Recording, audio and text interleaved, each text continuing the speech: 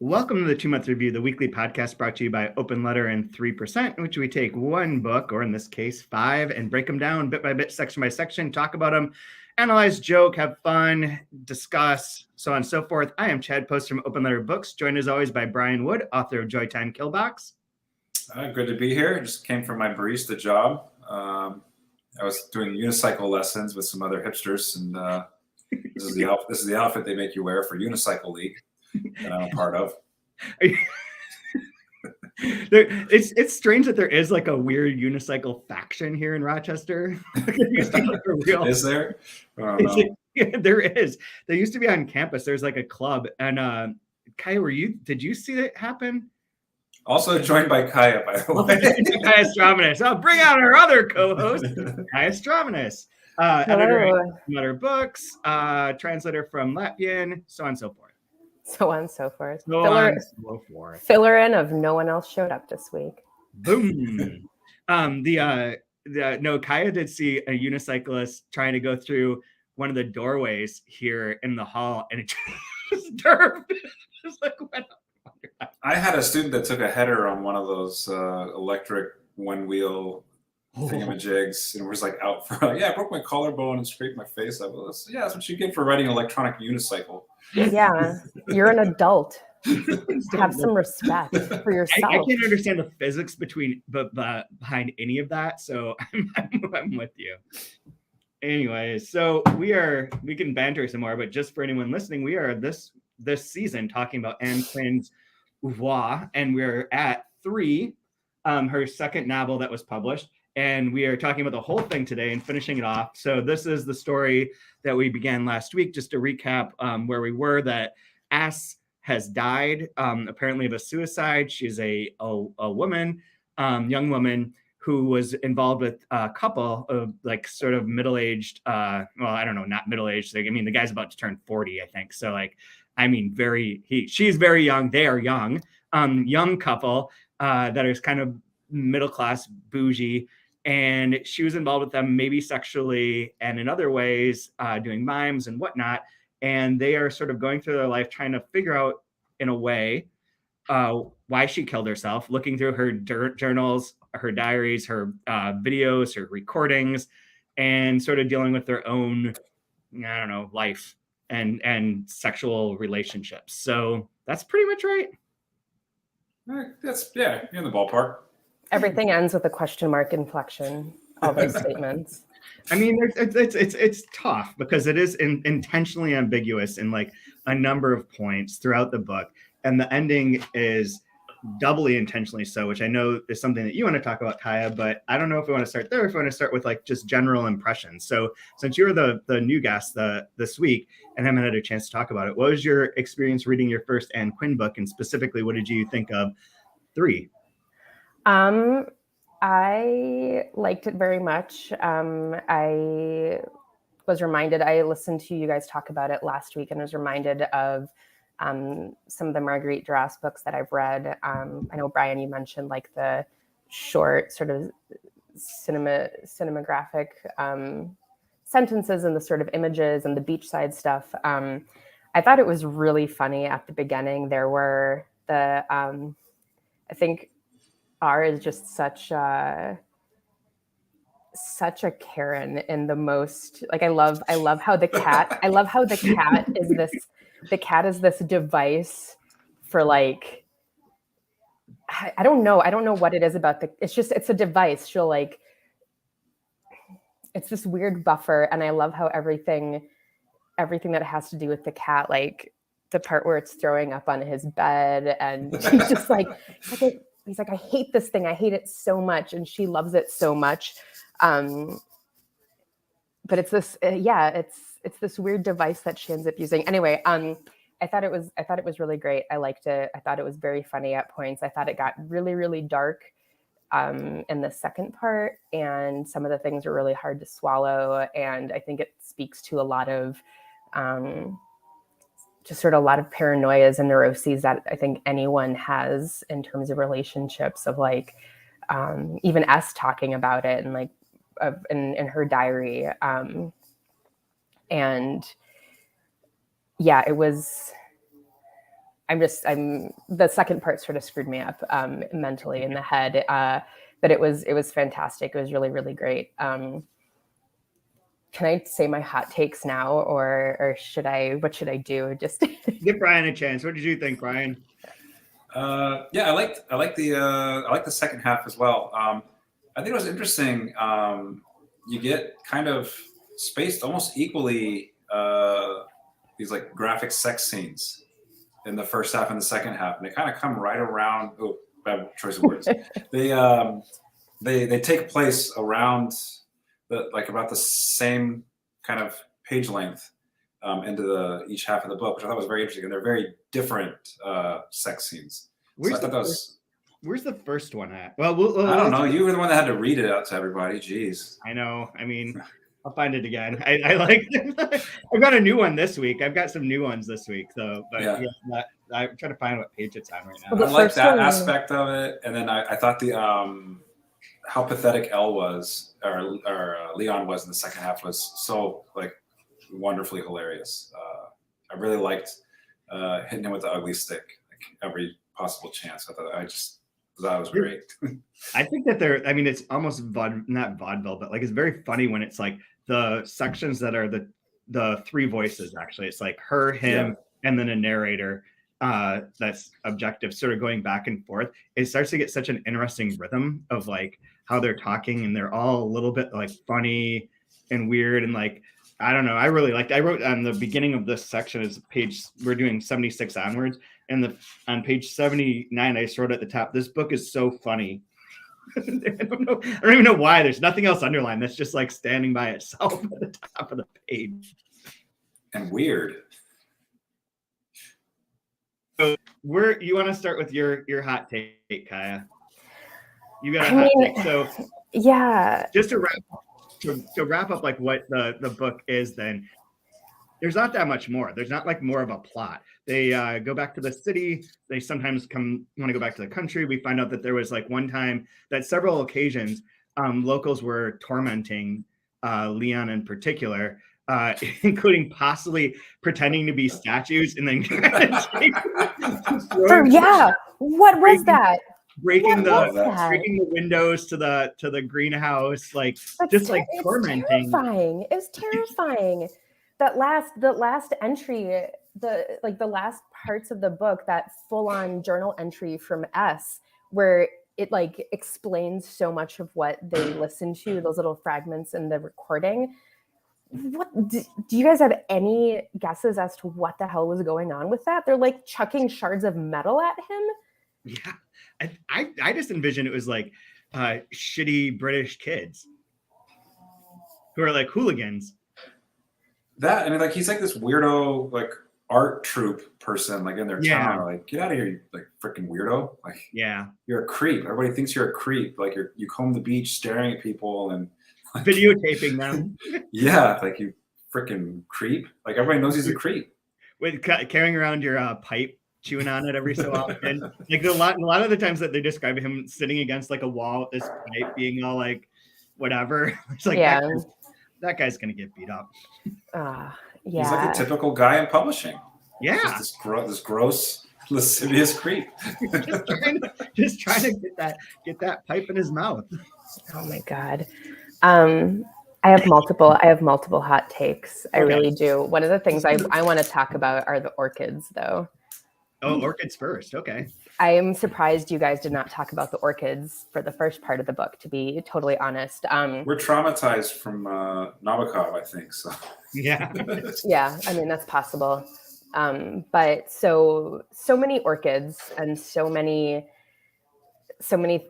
things about it. And I actually went up and looked up the meaning and symbolism of orchids, because beside the whole, like, you know, the Georgia O'Keeffe of it all, of like the female body part and the sensuality and all of those things. So the symbolism associated with the orchid is love, beauty, refinement, many children, thoughtfulness, and mature charm. None of which Leon has, or Ruth. None of which either of them have. And so I thought I thought the meaning part was fascinating, because it's like they're the exact opposite of all of it. And initially I was thinking, oh, it's obvious because he's being all gentle and tender with the orchid, because it's like the female, it's like the vagina and all that sensuality, and like being very careful with it and showing S and tending to them and getting really upset about it. And like even leaving the magazines open, like it's pornography that someone's discovering, like that big full page spread of the orchids.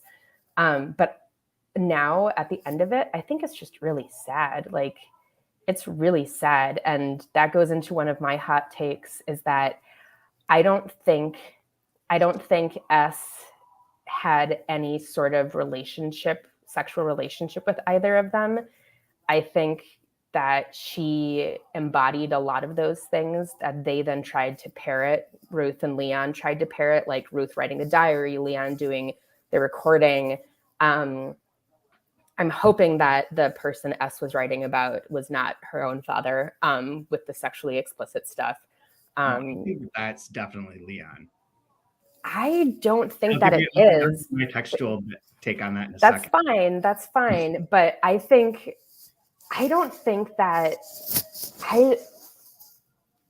I think Leon is like a premature ejaculator. Like I don't think these people, Ruth and Leon, are good at sex. Like that's the vibe that I got. Like I don't, because even Leon was like, I don't know that they have to be good at sex.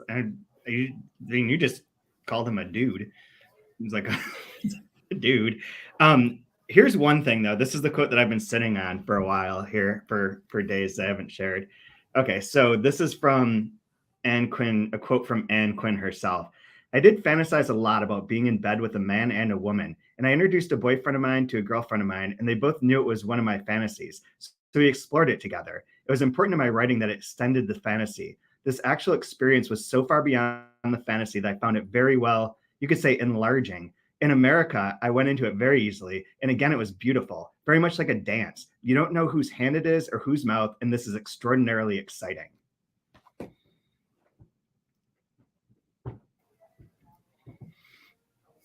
But that's her. That's Anne Quin. That's not related to your statement. That's the Anne Quin thing. So I do have more that can build off of that. I mean, I can get to the statement why I think they did in a second. But I think that this book is intensely personal, I think, for her too. She was supposedly involved with I forget, it's in a ebook. I don't have it in front of me. But she was involved with a couple for a while, and there is assumptions that this is about Alan Burns and his wife Carol, who she spent a lot of time with in America in a similar sort of situation, in which it was like to sort of upset the mores of the time and to like do something that's like a little transgressive, or to treat like in other ways like that it's not it's that there's other ways of pairing off people and having like this she's like way into throupling. But the textual thing, so that all this about her dad in here is like very mirrors her life.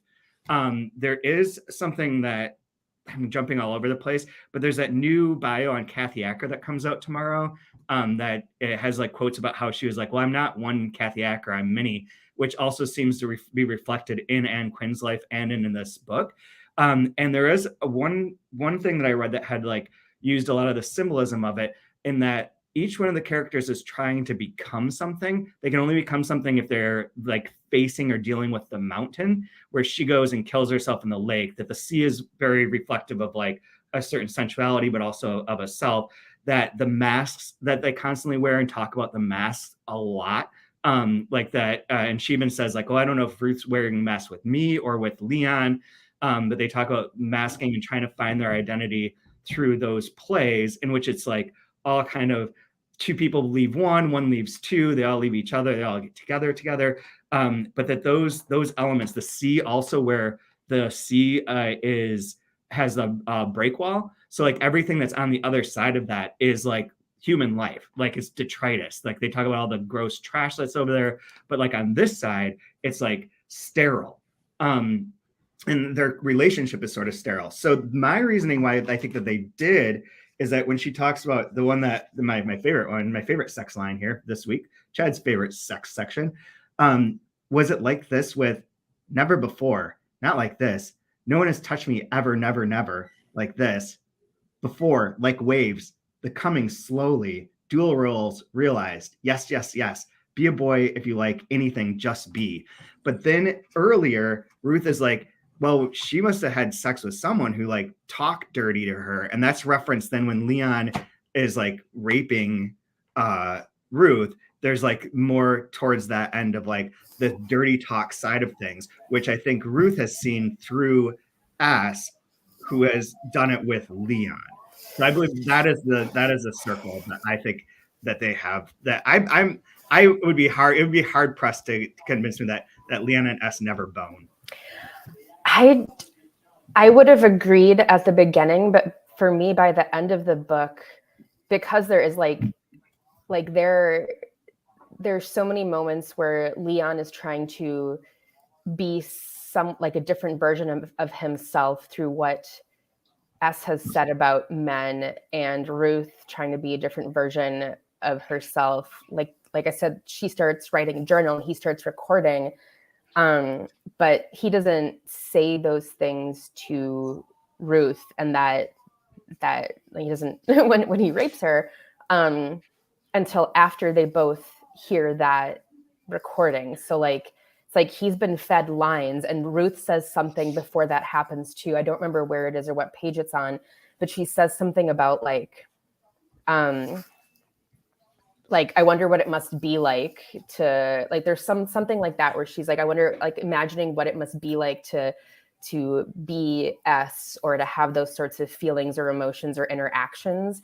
And that's why I think that Leon, being just bad at reading the room and bad at intimacy, does that, because he's like, well, part of him thinks that that's what she must want, because they've been reading S's diaries and listening to these recordings.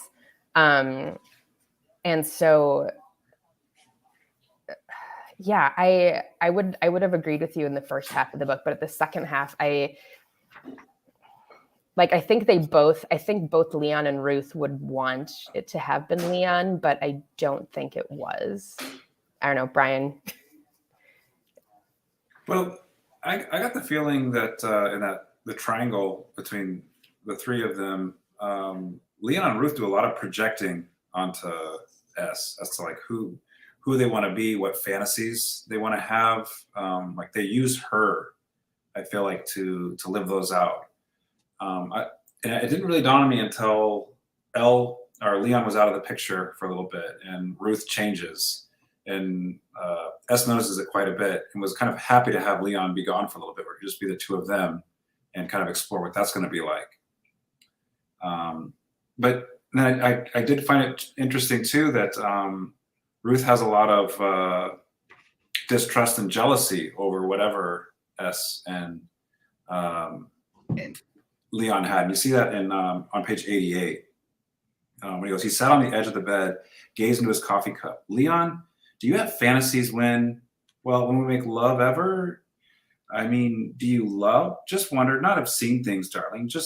Not darling, not awful, dirty things like depends on how you think of these matters. What sort of fantasies, Leon? Oh, I don't know. It depends. Depends on what mood, I suppose. It goes on, and there's this. That's when they're coming back drunk from the dinner, which ties in perfectly with White Lotus. If you're watching White Lotus, I know.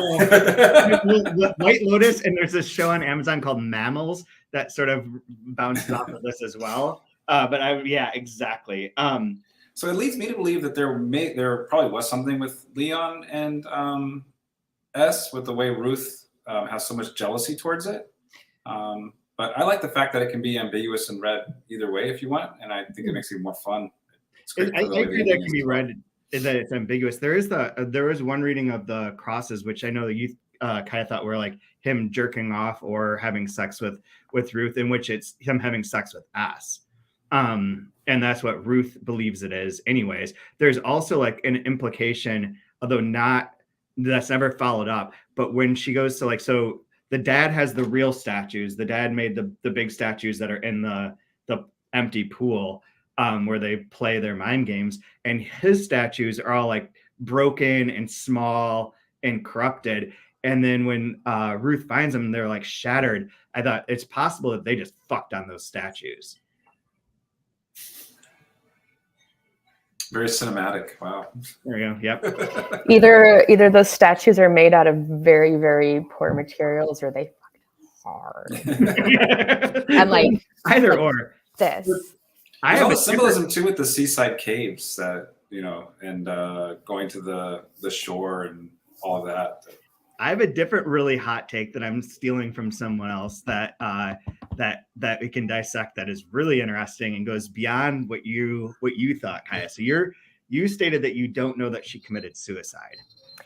I'm somewhere between thinking she did not commit suicide, like she intended to leave. There's a part somewhere where she writes about how it's kind of the perfect location and setting to just like take a boat, the water does things, and you could disappear without a trace and no one would really know what happened. I mean, I think it's fully possible that she did die, but if she did, I'm not convinced that she died with intent. Like, I think it's possible that she was like, I'm just going to disappear and then see what happens. Like, maybe she will, maybe she won't. But I could go either way, but I think that I focused on that very much, that she's describing the sort of intentional getting lost and not leaving a trace. The one that threw me off was the body that comes out of the lake with the stab wounds. Okay, with so here we go. Fishing knife. I think Leon murdered her. The thing that is found, the thing that we're told at the very start is that her jacket is found, the boat and her jacket, but not a body, just a jacket with a note in it that's a suicide note. All this sort of also sort of mirrors the end Quin's life. There's then a reference to like where he's like, I don't think that one of the two of them is like, I don't think that she killed herself because she never talked about it. And then one of the other ones says something like, well, you know, you might plan on it for 40 years and then one day just kill yourself, and like it could happen either way. And then so there's several references in her journals to when she takes the boat out in the morning, that someone's watching her, and that she feels a third presence watching her, like on 139. Several evenings now I've taken the boat out, rowed towards the mountains, such an overall quietness that I feel an intruder, and often just let the boat drift with the tide. Well, a lot. And then the last thing that Leon says is that he finds the body, like you said, Brian, the unclothed body of an unidentified young woman with stab wounds in back and abdomen was found yesterday by a lake near the Sugarloaf Mountain. A bloodstained angler's knife and hammer were also found, which could be then that she was murdered, her body was disposed of, set up as a suicide, and that Leon killed her. I'll add that level of ambiguity and wildness to it. Were there also... Well, go ahead. Sorry, I was gonna say there's also that group of guys who are like playing around with knives on the breakwater. Yeah, that's true. Like you do. Not you.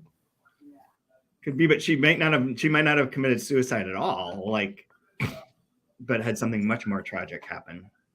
Well, aside from being a rapist, he also has other character flaws that we see throughout. I mean, like, there was something really creepy, and I don't want to say it's a character flaw, but there's something very creepy and weird with him, like collecting the mollusks and prying them open. Like it's almost like rape imagery with that, where he's prying things open and there's nothing inside. Right? Yeah, it's a hollow. And then there's like his like fetishization with having a crab and like the other dead animals throughout it. And then it makes you think with like smashed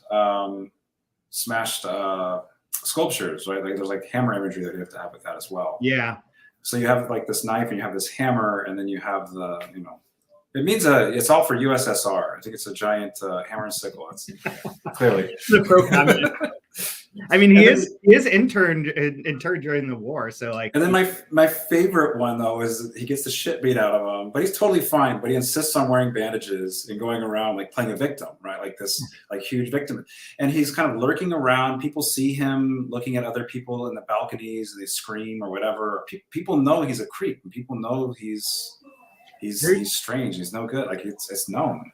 there's this I don't remember if it was on Spotify, but there was a podcast series about this unsolved murder mystery that took place in Cork in Ireland, and there's the main guy that's been accused of and that everyone believes murdered this woman is this guy who's like a tall artist, wears some weird shit, is creepy, and they're like most of the evidence is that he's just kind of creepy and is always around. He's like sort of like the guy that you'd be like, yeah, that guy is someone who would probably murder someone for sure. And that's what I kept picturing with Leon, except carrying his pipe really pretentiously all the time. Pretentious pipe. So, yeah, I mean, if I was investigating a murder, like, yeah, you would definitely be a suspect. Why not? Yeah. I like to build on one of the other things that you're mentioning about the father and all that. So yeah, on like 116, she certainly had what did she want of us, Leon? What was she after? I really don't understand unless, yes, she's a little in love with you in a strange way. And who in love, I think Ruth's plus a father complex. Which there is like a lot of stuff in this book where it does seem like S is trying to define herself in relationship to them and reinvigorate them. Like there's a reference that's in this scholarly book to the Frances Booth one that she repairs dolls, and that in a way that like she could be repairing Leon in his broken ass statues. But that like you were saying, Brian, I think both of you, that they both like project onto her and reflect off of her, and like everyone's trying to find their sort of identity through this. And I think that in some ways, like for us, it's a very sexualized one, and that's why I think that her and Leon have a relationship, because a lot of her journals involve like this kind of the father adoration, but also like the abortion part, the stuff about the Jesus. Like the things that like the description of the coming, like it's a lot more there at a time too that in the 60s was like the kind of thing, and that these people are a little older and outside of that sexual awakening period, and instead she's like kind of bringing them back to life. And what did she want out of them is like a real question in the book.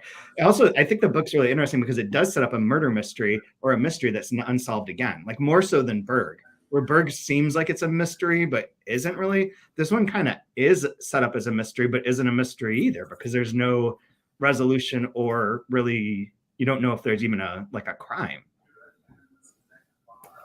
Can raise my hand like it's a Zoom meeting in between Alex throwing pillows and screaming that he wants juice. So you brought up the fact of S repairing dolls and repairing things. There's on page 120, the very long paragraph where Ruth is listening to Leon's recording, and it almost sounds like he experienced some sort of massive trauma while he was in prison, like maybe was raped himself, like that he's broken, and maybe, I don't know, like that whole long thing where it's like, I've been in a trance, no doubt, but who can say there's any something like confronted by an existence I know I can no longer believe in, but who can say there's any definition in what has been? Three aspects, yes, that can be recognized. Now, the boy, youth, man, each contradicting. And then it goes off and it talks about the war. And then it's like the little soldier playing with real lives to create a bigger and better world where all things, everybody would be equal. You believed in that. He did, at least. The belief then was something concrete. And it's like 10 soldiers screaming, shuddering, like all this weird stuff. So like, what if, it kind of feels like there is that one aspect where S may have seen something, like deeply broken in Leon. And maybe that's why the sort of closeness between them and that. Yeah. Sorry, I'm trying to mute myself in between 4-year-old Munchie's rage over here. But yeah, there are these moments where Leon seems like less of a dope, and really like he's got some really intense stuff going on. Yeah, like on the next page, even in that cell, solitary confinement, when time became meaningless, Even there, I had the part to play out. The boy who saw himself the man with a cause, not necessarily disillusion. Oh no, it never came to that.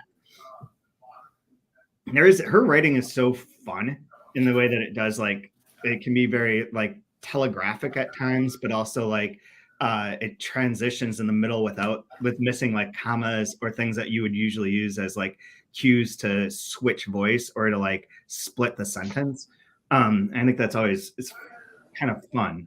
I've got one more if we're doing this Knives Out murder investigation. Yeah, murder investigation. Let's do it. On page 137, so it says, apart from a few bruises and a black eye, L had not been badly hurt. He insisted on wearing bandages round his head. He went to the police station later in the evening, handed over the glove, and made a lengthy statement. He returned convinced they were mad there too. He felt they hadn't really believed him, kept giving each other knowing looks, winks, as if I'd go to all this trouble of making things up, he said, while sticking parts of sculpture together. You've got the cockerel's head back to front, R pointed out. Its bronzed eyes now stare from the terrace at the house. Like so that. There's like he's got another story for us. You're like, wink, wink, whatever, get out of here. But the thing that I find interesting is the idea of the putting the sculpture backwards, and now instead of looking from the house out to the terrace, it's looking at the terrace back to the house.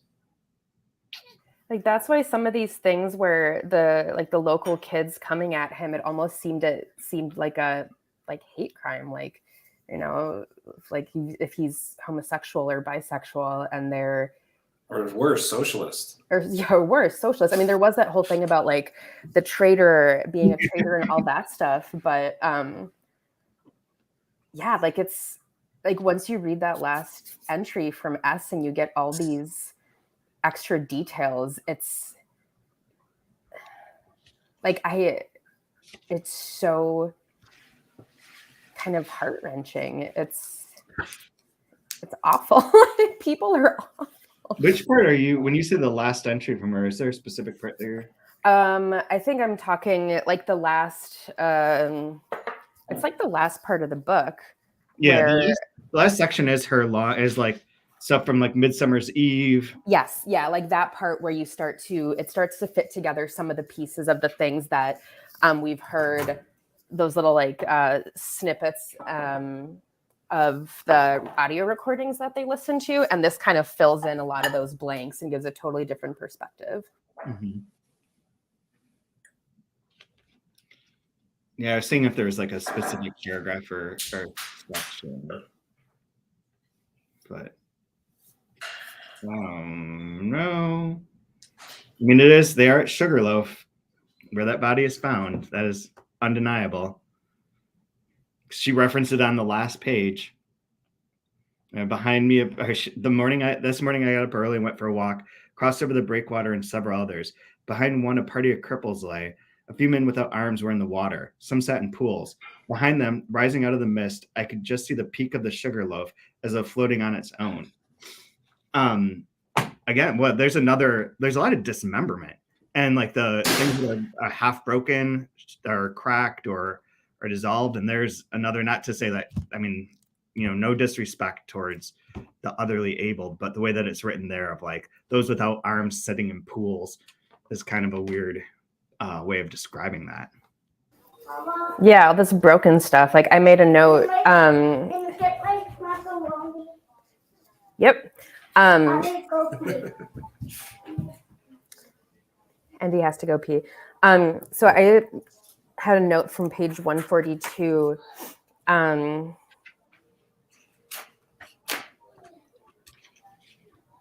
And she's so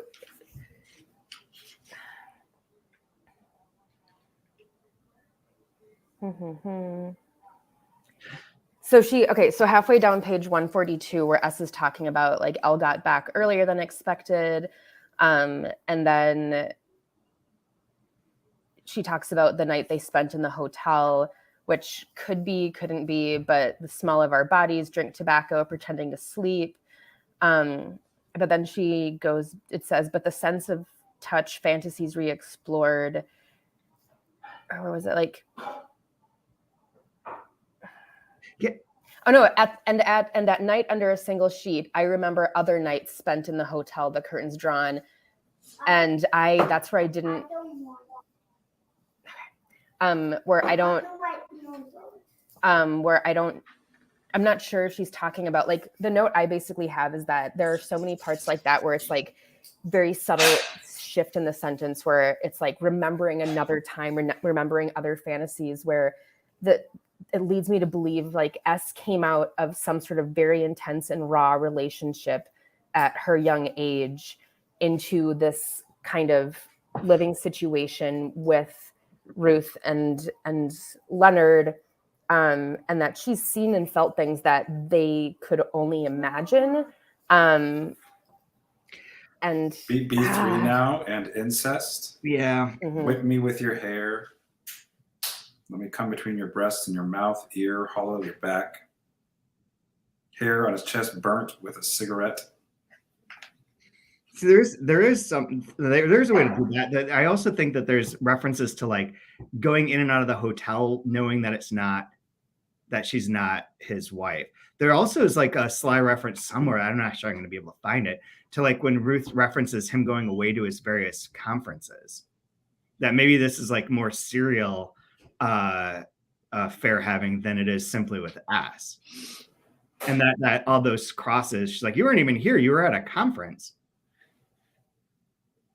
Like that also seems like a possible read on the whole thing too. Anyways, it's really naughty.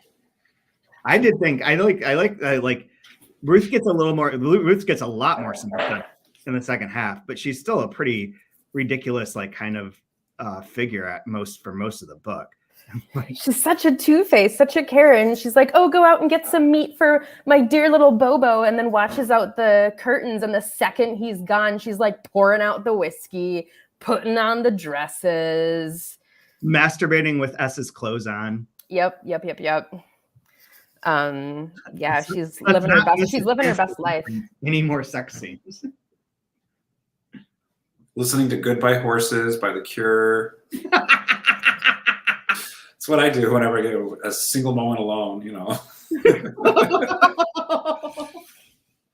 Oh my God. That's a Silence of the Lambs reference to our younger viewers. I don't know if you've seen that movie or not. No, they've only seen Hannibal, the TV show. All three seasons. Oh man. I don't know what else to say with this. I thought there's like some interesting, the Frances Booth book is pretty interesting in terms of talking about like different reads on it and like the sort of symbolism.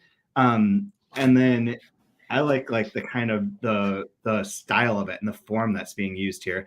And like what you said, Brian, of like the sign of symmetry between those where the things are placed and like how it involves these three components over and over again, and really is like obsessed with that to the point where it is on the sentence or in the paragraph level that it is switching. And then there'll be a new paragraph that's just Leon and a paragraph that's just Ruth. And then back to like the two of them with this third voice interjoined. It feels so much more controlled than I think the first time I read it, where it felt like it was just like, you know, someone doing some crazy weird writing shit. Like it feels a lot more plotted or like or intentional than it did 20 years ago. Yeah, I mean, like short of like a dramatis personae, it's very I don't know, it's extremely dramatic and like a play when you're reading it with the three central characters. The voices sound really crisp at times. I mean, in some ways, it's almost like the beginning of it is like stage direction, right? It's in italics. A man fell to his death from a 6th floor window of Prescott House off the Off-Market Square today. He was a messenger employed by a soap manufacturing firm. Ruth settled from the newspaper, like, you know, we get stage left, you know. I have two of those right there. Ruth startled from the newspaper by Leonard framed in the doorway, which is another way that you could envision like the play of it, of her like looking up and him standing in fake doorway on like a stage, which ties in their whole miming thing too, and all their like masks and whatnot. Interesting. Yeah. I just looked up orchids in the UK because I was thinking maybe there was something in keeping them in a greenhouse, but there are 52 different species of wild orchid that grow in Britain. So like these are not necessarily flowers that need to be coddled and kept in this greenhouse. Well, that's where I think too that a lot of this, I think it was with this one that we talked about, the pinch and entropy story, right? Or was it that with Bird? But it's a similar sort of thing in which like he's got the greenhouse keeping things in there. Their relationship is kept within these bounds. Everything is like sort of structured that way. And then when something breaks in, either the kids breaking the windows, throwing things at them, or us entering in, that disrupts that sort of slow dying entropy that they're suffering from. It's like you can't see, like without us, like their relationship is so banal and so fucking dumb and boring and would just like peter out in every way. It seems like to me, like they seem like uninterested and uninteresting. And like she becomes their one source of conversation. Sort of like it's one of those quotes I remember, but I don't remember anything else from the movie of like 4 weddings and a funeral. But I feel like there's some line in there where someone says, "Oh, well, the reason that you have babies is because you don't have anything else to talk about." And they don't have babies. And they don't have babies, so they end up having. But here's a more fun botany one. If you want to go down a botany rabbit hole, was there's a mention of a mandrake sprouting. You don't have a mandrake sprouting between your legs, right? Yeah, that's also why I think that they didn't have. It's possible they didn't have like a sexually intimate relationship because he's all like, she's like, "Well, did you get an erection?" He's like, "Well, no." Like there's something very. There's another part with that ties into that where he's acting like he's hanging himself. He says, "Oh yeah, Ruth, like this is how some people get a boner or whatever." He doesn't say boner, erection.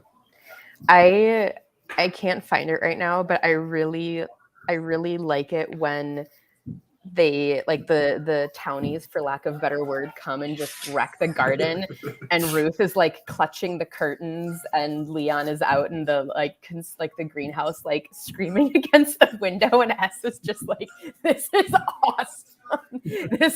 These people needed something to shake things up." Yeah, this is my throuple. Here we go.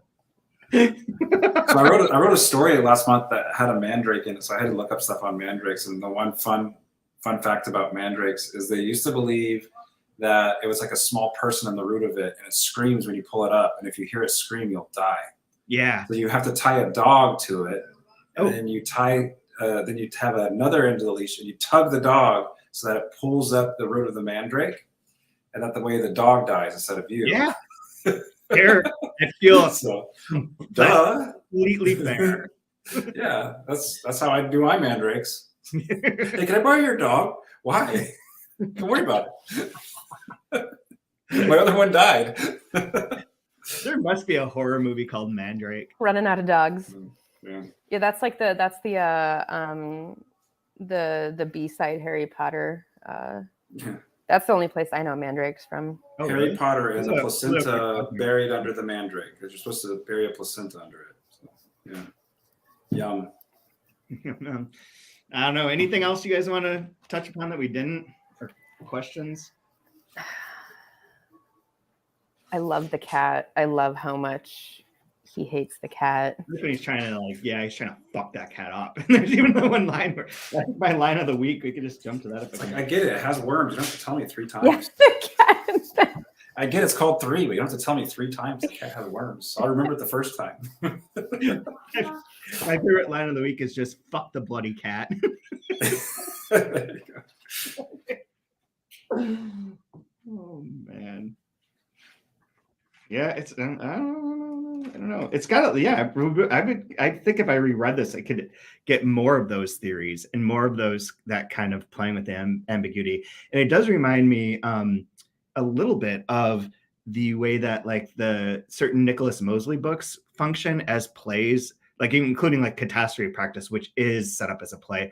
But a lot of the Catastrophe Practice series and some of his other books always reference like play-like imagery and like language and ways of like staging things and talking about the idea of a play or of a drama and how you act in a certain way to cause certain things to happen. And this sort of reminds me, it fits in very well with his books that we'll be reissuing soon. Sorry, Alex. I like tried to. page. My line is on page 89 when he's trying to suck on her breast and she's not really having it. What are you thinking now, Leon? Nothing, love. Just feeling. And you. That you look like a baby doing this? That all I am? And, ooh, ah.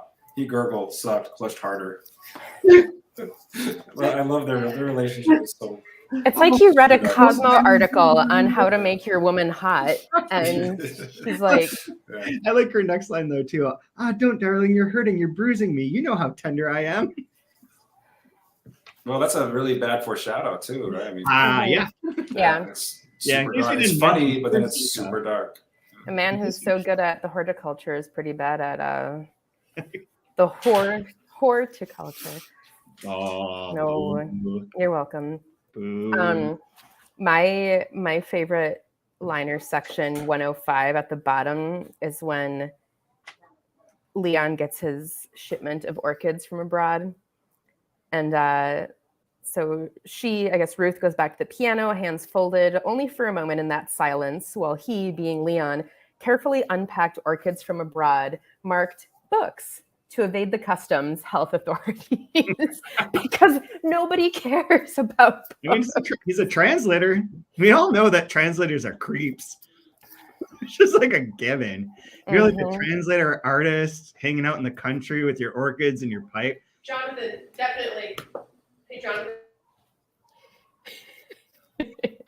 Was that? that person is definitely a Jonathan. Yep. Yeah, you guys.